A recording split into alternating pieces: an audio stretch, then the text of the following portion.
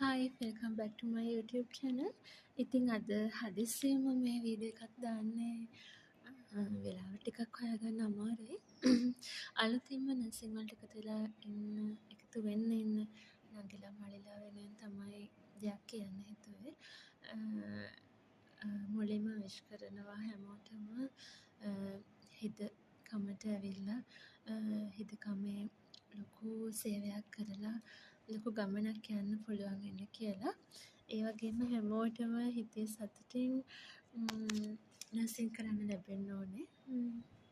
මුලින්ම කියන්න ඕනේ ෆස්ට් අපොයින්ට්මන්ට් නර්ස් කෙනෙක් වුණාම අපි NTS එකේ ඉගෙන ගත්ත දේවල් වලට අමතරව ගොඩක් දේවල් එක්ස්පීරියන්ස් එකෙන් දැනගන්න ඕනේ. අපේ සීනියර්ස්ලාගෙන් මාස්ටර්ස්ලාගෙන් සීනියර්ස්ලාගෙන් හැමෝගෙම දැනගන්න ඕනේ. ඒ නිසා ඒවා දැනගෙන අපේ නර්සිං NTS එකේදී ඉගෙනගත්ත දේවල් පුළුවන් තරම් ඇප්ලයි කරගෙන අපි හරිම ප්‍රොසීඩර් NTS එක ඉගෙන ගන්න. එතකොට ඒක පුළුවන් තරම් අපි ප්‍රොසීඩර්ස් වලට ඇප්ලයි කරගන්න ඕනේ. එතකොට අපිට අර හිතේ සැටිස්ෆැක්ෂන් එකක් තියෙනවා. අපි හරියට කරා කියන හැඟීම. ගොඩක් වෙලාවට අපිට තියෙන සම්පත් අනුව එක හොස්පිටල් වයිස් එක වෙනස් වෙනවා. ඒ ෆැසිලිටිස් එක හරියට මේ දේවල් කරන්න අමාරුයි. ඒ වුණාට අපි දැනගන්න ඕනේ ස්ටෙරිලිටි මේන්ටේන් කරගෙන ඒ වගේ අර ප්‍රොසීඩර් වල තියෙන බේසික් ටික ආරක්ෂා කරගෙන පුළුවන් තරම් හරියට ප්‍රොසීඩ් එක කරන්න. ඒ වගේම සීනියර්ස්ලාගෙන් හරියට ඉගෙනගෙන ඒ දේවල් ප්‍රැක්ටිස් කරන ගමන් අලුතෙන් ඉගෙන ගන්න ගමන් හැමදේම කරන්න ඕනේ. පුළුවන් තරම් try කරන්න ඕන මිස්ටේක්ස් අඩු වෙන්න. එහෙම තමයි කරන්න ඕන පුළුවන් තරම්. එතකොට අපිට හිතට මාර සැටිස් වැඩේ හරියට කරා කියලා. ඉතින් මම මගේ පොඩි එක්ස්පීරියන්ස් එකක් කියන්නම්. මට chance එකක් හම්බුණා මම කොවිඩ් කාලේ කොවිඩ් ට්‍රීට්මන්ට් සෙන්ටර් එකේ වැඩ කරන්න. මම එතකොට අම්පාර ජෙනරල් හොස්පිටල් එකේ වැඩ කරේ. නිම කියන්න ඕන අම්පාර හොස්පිටල් එකට ආපු ෆස්ට් කොවිඩ් පේෂන්ට් බාරගත්තේ මම. ඉතින් ඒ පේෂන්ට් හරිම ක්‍රිටිකල් පේෂන්ට් කෙනෙක්. එදා පාන්දර 2 ඉඳන් උදේ 7 වෙනකන් විතර ඒ පේෂන්ට් එක හිටියා. මම ජූනියර් නර්ස් කෙනෙක් විදිහට මට ඒව ලොකු එක්ස්පීරියන්සස් වුණා ඒ දවස්වල. ඉතින් කොවිඩ් ට්‍රීට්මන්ට් සෙන්ටර් තුත් වැඩ කරන්න වුණා. ගෙදර අය නම් පොඩක් බයේ හිටියේ. ඒ වුණාට නර්ස් කෙනෙක් විදිහට ඒ දේවල් කරන්න ඕනනේ. ඕන එකට අපි මුණ දෙන්න ඕනේ. ඉතින් එහෙම බයක් හිතුනේ නෑ. එකම දේ තිබුණා පර්සනල් ප්‍රොටෙක්ටිව් ඉක්විප්මන්ට් PP තිබුණානේ. ඉතින් PP තියෙන එක අපිට ලොකු දෙයක්. ඒක තමයි එකම ආරක්ෂාව විදිහට ඒ වෙලාවට තියෙන්නේ. ඉතින් මේ ඒකයි හිතේ හයියයි එක හැල් ටික කරා. කොහොම හරි එයාලට උදව් කරන්න ට්‍රීට් කරන්න හම්බෙච්ච එක ලොකු භාග්‍යයක් විදියට මම සලකනවා. ඒ වගේම අපේ වසංගත කාලෙක ඒ දේවල්ට මුහුණ දුන්නාම ඒක අපිට ලොකු හයියක් පන්නරයක් වෙනවා ඉස්සරහට යනකොට අත්දැකීමක් වෙනවා. ඉතින් මං කොවිඩ් ට්‍රීට්මන්ට් සෙන්ටර් අපි යනකොටම තමයි ඕපන් කරේ. මුල ඉඳන්ම ට්‍රීට්මන්ට් සෙන්ටර් එකේ වැඩ කරන්න හම්බුණා ඒ නිසා. මම කොවිඩ් ට්‍රීට්මන්ට් සෙන්ටර් යනකොට මැද හිටියා නේවාසික කට්ටිය පේෂන්ට්ස්ලා විතරයි හිටියේ. අපි ගියාට පස්සේ තමයි කොවිඩ් ට්‍රීට්මන්ට් සෙන්ටර් එකට බෑඩ් පේෂන්ට්ස්ලා ආවේ එහෙ. ඉතින් මින්ටන් මැඩම්ලත් ඇවිල්ලා අපි ඔක්කොම එකතු වෙලා කොවිඩ් ට්‍රීට්මන්ට් සෙන්ටර් එකේ මේල් ෆීමේල් යුනිට්ස් දෙකක් ඕපන් කරා. ඉතින් ඒ දෙකේ ඇත්තටම ක්‍රිටිකල් පේෂන්ට්ස්ලා හිටියා. ICU දාන්න කලින් ඊට වඩා වෝඩ් එකක වගේ මැනේජ් කරන්න පුළුවන් පේෂන්ට්ස්ලා හිටියා. ඉතින් මේ මුලින්ම කියන්න ඕන අපි ඉතින් රෑ 8ට විතර ඇඳගෙන ගියාම 10 විතර සමහරට පහු වෙනවා රෑ එළියට එන්න.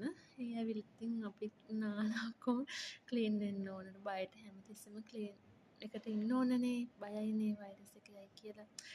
ඒ නිසා ආරක්ෂාවට හැම දේවල් කරා. කැප්කිරීම් කරා. PP කිට් එකක් අරගෙන ප්‍රොසීඩර්ස් කරන එක ලේසි නෑ. ඔක්කොම අර ප්‍රොසීඩර් කරද්දී පේන්නේ නැහැනේ ෆේස් ෂීල්ඩ්ස් දාලා කැනුලා දාද්දී වුණත් පේන්නේ නැහැ වෙලාවකට පැල්පිට් කරලා තමයි කැනුලා දාන්නේ. ඒ කොහොම වුණත් හැම පේෂන්ට් කෙනෙක්ගේ මේ කැනුලේෂන් කරලා ඩ්‍රග්ස් දීලා IV ඩ්‍රග්ස් ටික දීලා ඔක්කොම කරලා 100% එයාලගේ වැඩ ටික ඔක්කොම කරලා තමයි එළියට එන්නේ. මම එහෙම මට ලොකු සැටිස්ෆැක්ෂන් එකක් තිබුණා. මම කවදාවත් මට බැහැ කියලා මෙන්න නර්ස් කෙනෙක්ට එන්න කියලා නෑ. ඒ කියන්නේ මම ඒක කොහොම හරි කරා. මට ඒක ලොකු කරේජ් එකක් තිබුණා. අනිත් එක හිතේ තිබුණා හරියටම කරන්න ඕනේ කියලා. කොවිඩ් පේෂන්ට් වුණත් අපි ඒක හරියට කරන්න ඕනේ. ස්ටිල්ටි මේන්ටේන් කරන්න ඕනේ. ඒ දේවල් හරියට ෆලෝ කරා. ඉතින් අනිත ස්ටාෆ් එකනත් උදව් අරගෙන කලින් සමහරවිට ඔග්මන්ටින් එහෙම දෙනකොට ඔග්මන්ටින් අර ඩිස්කලර් වෙනවනේ වෙලාවක් යනකොට ඒ වෙලාවකට අපි දැන් අරන් යන කලර් එක නෙමෙයි ඇතුළට ගිහින් දෙන්න බලද්දි බ්‍රවුනිෂ් කලර් වගේ වෙලා. එතකොට අපි දෙන්නේ නැහැ ඒක සාමාන්‍යයෙන් මිස්සත් එහෙම තමයි දෙන්නේ නැහැ.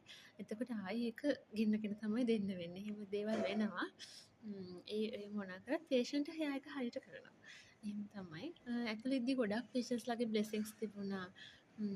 මට පෞද්ගලිකව කියලා තියෙනවා මිස් ඔයා කවදා හරි මේ හුඟක් ඉහළට යයි එහෙම කියලා ඉතින් කියනවා එයාලා ඉතින් අර එයාලට හිතෙනවා ඇති මේ ඉතින් ඒවට සතුටුයි. එයාලා අපිට මූණ දැකලා නැහැනේ. PP කිට් එකෙන් තමයි දැකලා තියෙන්නේ. අපි PP කිට් එකෙන් ඉන්නකොට මූණ දන්නේ නැහැ. කටහඬින් තමයි දන්නේ. ඒක ඉතින් අඳුරනද නැද්ද කියලා දන්නෙත් නැහැ. ඒ වෙලාවට අපි ට්‍රීට්මන්ට් කරන කෙනා එක ඒ වෙලාවට ගණන් දෙන කරනවා.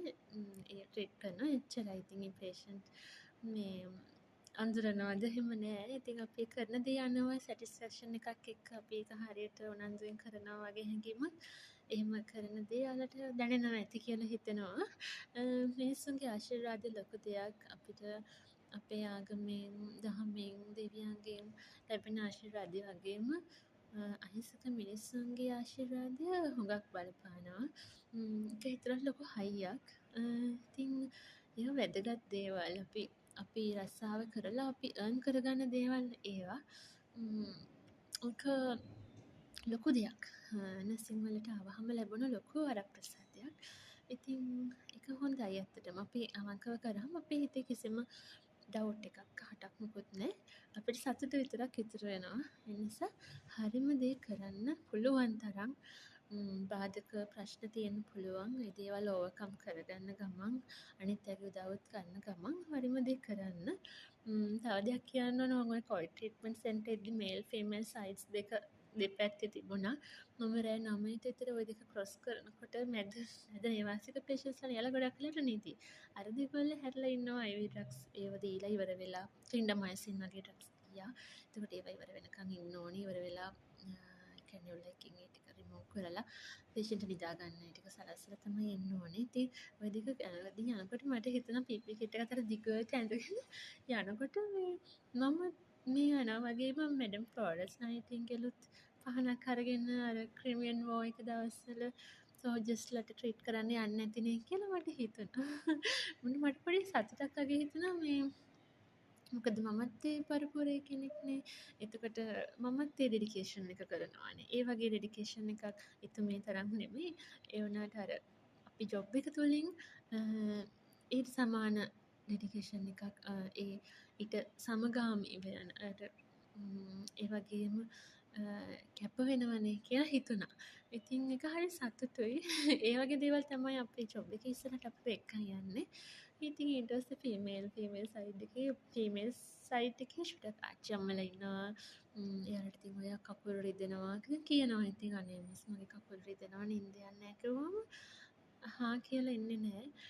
MS බාම් තියෙනවානේ MS බාම් ටිකක් අර ග්ලව්ස් දෙකක් දාලා ඒ අත් වලින් ගානවා. ගහලා එනවා මට මගේ අම්මව මතක් වෙනවා ඒ දවස්වල අම්මත් කකුල් රිදෙනකොට මම තෙල් ගානවා බාම් ගානවා කරනවානේ.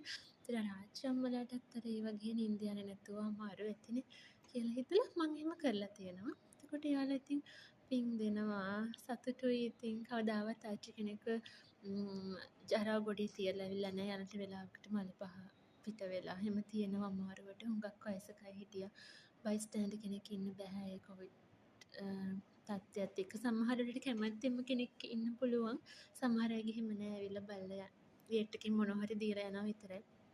එතකොට යාළුවා හරියම අසරණයිනේ. එතකොට ඒ වෙලාවට අපි තමයි එකම පිහිට. ඉතින් මං ඉතින් අර PP එක ඇඳගෙන අර ඔක්කොම මේ ජරාව ඔක්කොම අයින් කරලා පිරිසිදු කරලා අලුත් ඇඳුම් අඳලා බෑග් වලින් අරගෙන අඳලා යනවා. මම වෙලාවකට සපෝටිව් ස්ටාෆ් එකටවත් අඳ ගහන්නේ නැහැ. මොකද එයාලා ආවොත් එයාලා තායි PP කිට් එක ඇඳගෙන එන්න වෙලාවක් යනවා. එයාලා මහන්සිත්. ඉතින් දෙන්නෙක් ඉන්වෝල් කරගන්න ඕනේ මට පුළුවන් කියලා හිතන වෙලාවල් වල මම තනියෙන් කරලා තියෙනවා. ඉතින් ගොඩක් වෙලාවට ඒ දේවල් තනියෙන් තමයි කරලා ඒ ටික රෙදි ටිකත් ඒ ඇතුලේ වොෂින් මැෂින්ස් තියෙනවා අයින් කරලා පොඩක් වොෂ් කරලා වගේ يعني රෙදි ටික අර අපිරිසිදු දේවල් කොමොඩ්ස් වලට දාලා රෙදිත් වොෂ් කරන්න දාලා තමයි මම එළියට එන්නේ. ඒතර අර උදේට යන සපෝටිව් ස්ටාෆ් කෙනාට පුළුවන් ඒ ටික වනන්න ඒ ටික එයාලට කියනවා මම. ඉතින් අරවල් සුපර්ස්ටිට එයාලට මේ අන්දවල තමයි එළියට එන්නේ. එතකොට මට මාර සතුටුයි. මට සතුටුයි දැන් එයාලා ආච්චි අම්මලා ටික හොඳට නිදි. එයාලා සනීපෙට ඇති. මොකක් හරි සහනයක් ලැබෙන්නේ නැති. එහා පැත්තේ ට්‍රීට්මන්ට් සෙන්ටර් එකේ ඉන්න මේල් පේෂන්ට්ස්ලාට හැමදේම කරලා ආවා. එයාලගේ වැඩ ටිකත් ඉවරයි. එතකොට නිින්ද යනවා හොඳට. ඉතින් කිසිම බයක් නෑ හිතට ඩවුට් එකක් නෑ. එයාලා දැන් ස්විං ඉන්නවනේ. ඉතින් එහෙම ලොකු සැටිස්ෆැක්ෂන් එකක් තිබුණා. මට මතකයි එයාලා ආච්චිලා හැම ඔය කොයි ට්‍රීට්මන්ට් සෙන්ටර් ඉඳන් වෙන නිවාසික තැන්වලට යවද්දී කටහඬින් අඳුරගෙන වෙන්නේ නැති මට මතකයි මම එක ආච්චි කෙනෙක්ව ඇම්බියුලන්ස් එකට ගිහින් දැම්මා. ඒ යනකොට මේ යනකොට මේ ඒ ආච්චි කියනවා මිස් මිසීලා වගේ අය එහෙත් ඉන්නවද කියලා මගෙන් ඇහුවා. ඉතින් අර අපිට ඉතින් අර අපි ලබා ගන්න දේ තමයි මිනිස්සුන්ගේ හිතේ අපි ඉන්න තැන තමයි ඒ වොයිස් එකෙන් තමයි අපි අඳුරන්නේ. ඉතින් ඕන දැකලා හිතවත් කමක් මොකුත් නැහැනේ. ඉතින් එහෙම ඇහුවා මගෙන් දවසක් මට ඉතින් ටිකක් ඉමෝෂනල් වුණා ඒ වෙලාවේ. ඉතින් එහෙම තමයි. නර්සිං ලොකු දෙයක් කරන්න පුළුවන්. මං හිතනවා මම ඉපදුනේ නර්ස් කෙනෙක් වෙන්න කියලා. කොහොම හිටපටවත් නර්ස් කෙනෙක් වුණේ අපරාධ කියලා හිතෙන්නේ නැහැ. කැප කිරීම කරන්න ඕනේ. ඒක ලොකු අර අපිට කැඳවීමක් වගේ දෙයක් තමයි මට හිතෙන්නේ මේ ලෝකෙට ආවහම අපිට නර්ස් කෙනෙක් වෙන්න කියලා කැඳවීමක් ලැබිලා වගේ. ඉතින් ඒක ලොකු දෙයක්. හැමෝටම නර්සස්ලා වෙන්න බෑ. නර්ස් කෙනෙක් වෙච්ච එක ලොකු දෙයක්. මැඩම් ෆ්ලොරන්ස් නයිටින්ගේල්ට ගොඩක් ස්තුතියි හෙදකම මේ ලෝකෙට ගෙනාවට අපිට හෙදකම කරන්න අවස්ථාව ලබා දුන්නට. ඉතින් හැමෝම ආදරෙන් ඉන්න හැමෝම සහයෝගයෙන් වැඩ කරන්න ලස්සනට හොඳ නර්සස්ලා විදිහට වැඩ කරන්න රටේ ඉන්න ගොඩාක් දුප්පත් අහිංසක ආර්ථික ප්‍රශ්න තියෙන කට්ටිය ගොඩක් වෙලාවට ලංකාවේ ඉන්නවා. ඒ හැමෝටම අපි වචනකින් හිනාවකින් හරි සංග්‍රහ කළොත් ඒක ලොකු දෙයක්. හැමෝටම ආදරෙන් ආරාධනා කරනවා. නංගිලා මල්ලිලා හැමෝම ආදරෙන් පිළිගන්නවා. හොඳ හෙදවරියක් වෙන්න. good luck. Thank you.